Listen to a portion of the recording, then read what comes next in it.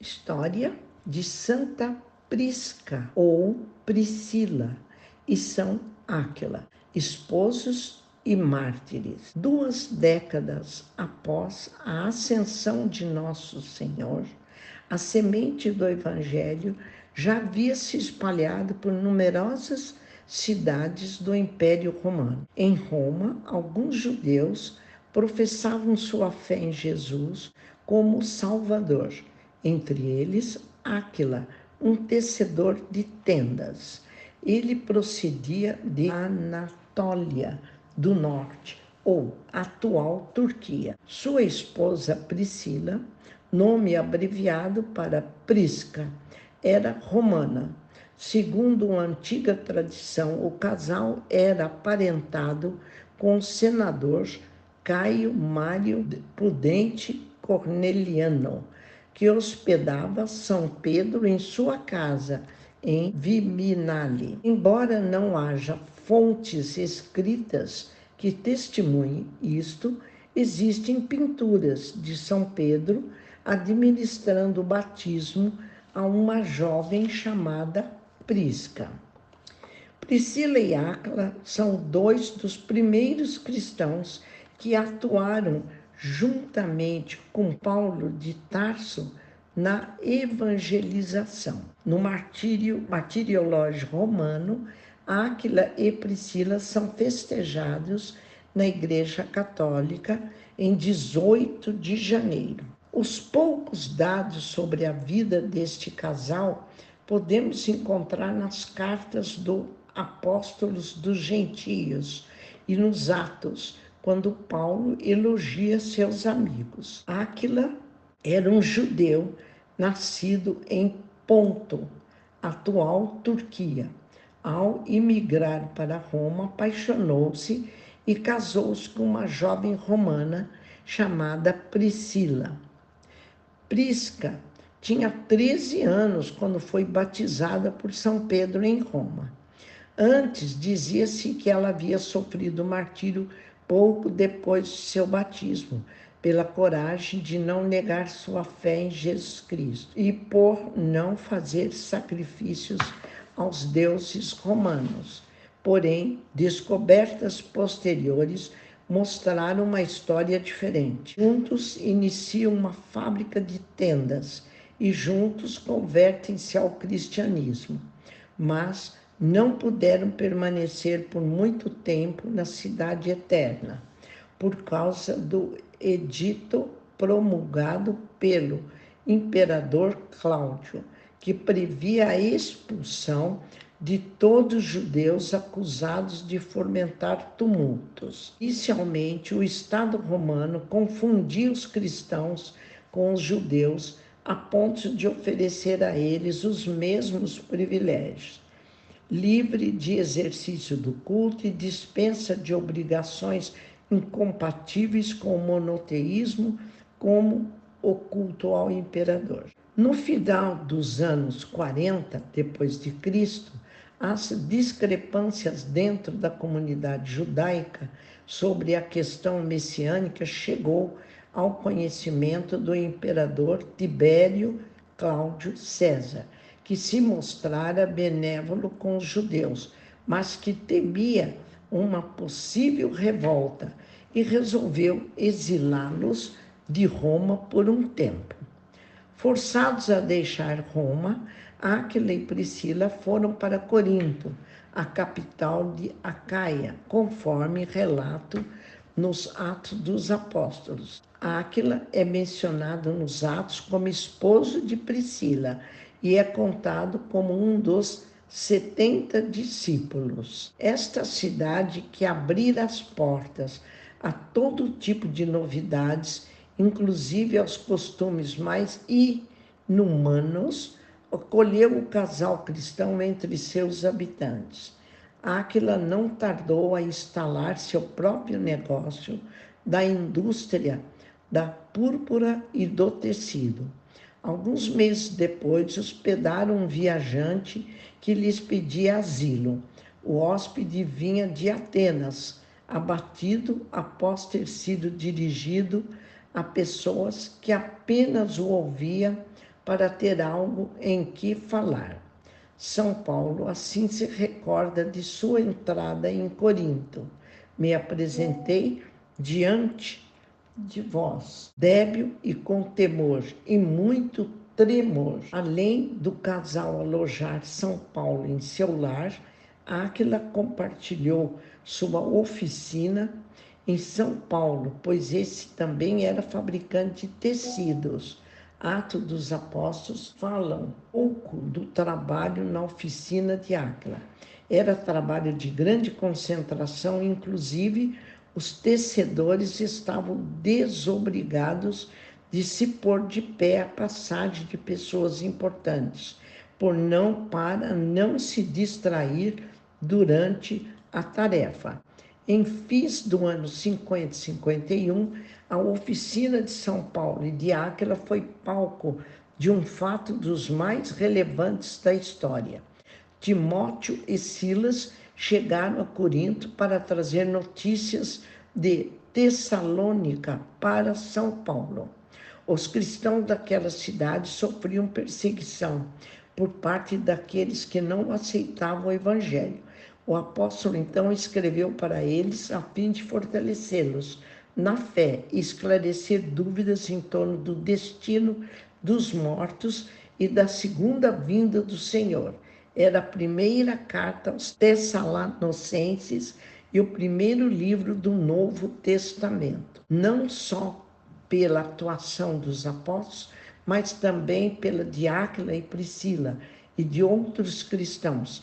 A igreja de Acaia chegou a ser uma das mais importantes. O batismo foi dado, entre outros, a Crispo, chefe de sinagoga, Erasto, tesoureiro da cidade, Tércio, que mais tarde seria secretário de São Paulo, Tício Justo, membro da colônia romana, Estéfanas, um prosélito, e sua família, escravos e libertos, artesãos e pessoas exponenciais foram batizadas na cidade que parecia surda às moções da graça. No ano de 1052, depois de um intenso trabalho apostólico, São Paulo deixou Corinto. Paulo ficou muitos dias com os cristãos em Corinto. Depois se despediu deles e embarcou num navio para a província da Síria, junto com Priscila e seu marido Áquila. Antes de embarcar em Cenecreia, ele raspou a cabeça como sinal de que havia cumprido uma promessa que tinha feito a Deus. Áquila e Priscila tinham uma vida unida, sempre em movimento, com olhar fixo em Cristo. Áquila e Priscila, movidos pela fé, junto com Silas e Timóteo, acompanharam o apóstolo na sua travessia de quase 10 dias até Éfeso. A nave ancorou no porto de Palermo e os viajantes foram de barco até Éfeso, a capital da Ásia pró-consular. São Paulo pretendia continuar em direção à Síria, e embora os judeus do lugar instassem para ele ficar, o apóstolo seguiu prometendo voltar. Éfeso era o centro da província mais populosa da Ásia. Havia ali uma importante colônia de judeus. Apolônio, abreviado Apolo, homem de eloquente e muito versado nas escrituras, natural de Alexandria, do Egito. Possivelmente educado na cultura aberta à verdade, pregava na sinagoga. Um dia, Áquila e Priscila ouviram sua pregação e reconheceram o esplendor de um discurso messiânico.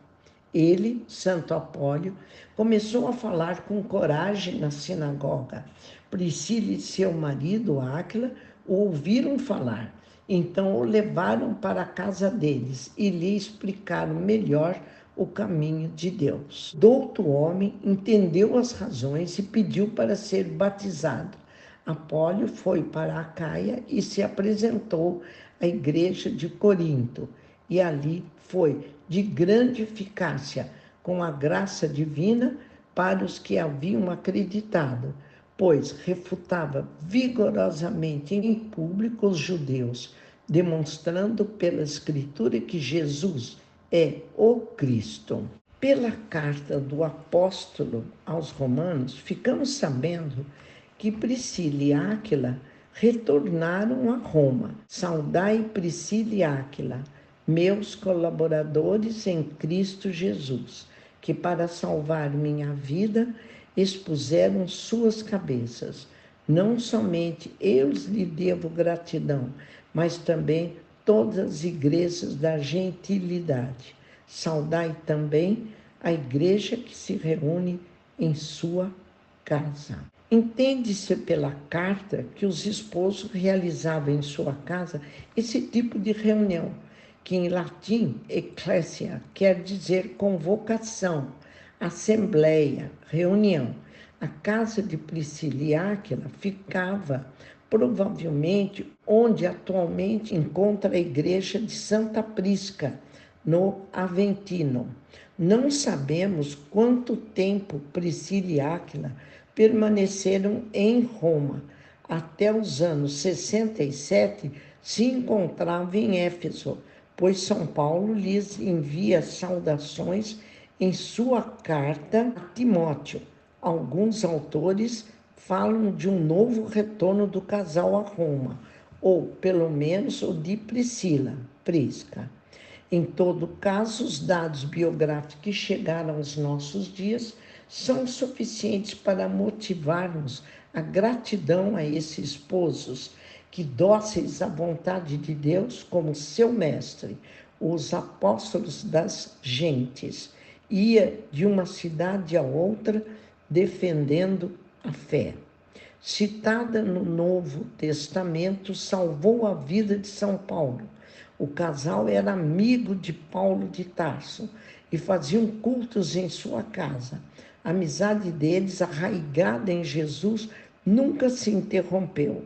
A grande casa em Éfeso, adquirida pelos cônjuges, tornou-se logo ponto de referência para a comunidade recém-nascida que ali se encontrava para ouvir a palavra e celebrar a Eucaristia.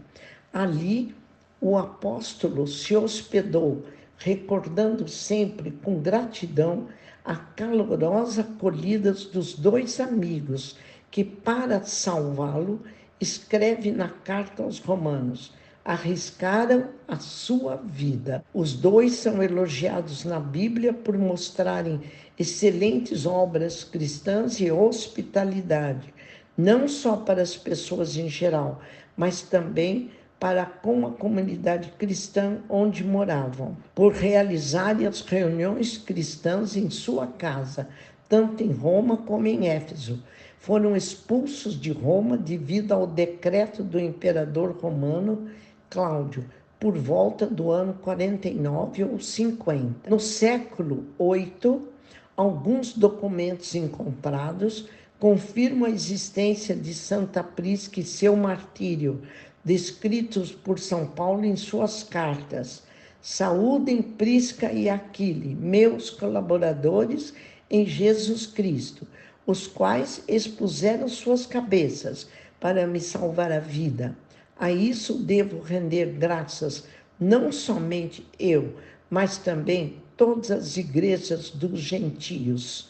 Isso foi descrito por São Paulo. Documentos. As escavações arqueológicas dos anos 1933 a 66 descobriram 2 edifícios do século I e II. No século II, encontraram um lugar de culto ao deus Mitra. Na casa do século I, se reconheceu o Titulus Prisca, a placa que indicava que era o titular da casa. O martirológio romano afirma que eles morreram na Ásia Menor, porém, segundo a tradição, foram martirizados em Roma. As atas de Santa Prisca aprovam seu martírio no governo do imperador Cláudio. Seu corpo está sepultado nas catacumbas de Priscila, na Via Ostiense, as mais antigas de Roma. Depois ele foi levado para uma igreja no Monte Aventino. Concha de São Pedro, recentemente descobertas arqueológicas, mostraram uma igreja construída em cima dos alicerces de uma casa do primeiro século, que mantém ainda hoje uma cripta com uma preciosíssima relíquia, a concha usada por São Pedro no batismo de novos cristãos. Desta forma, descobriu-se que Santa Prisca não morrera após seu batismo, mas um bom tempo depois, durante as perseguições.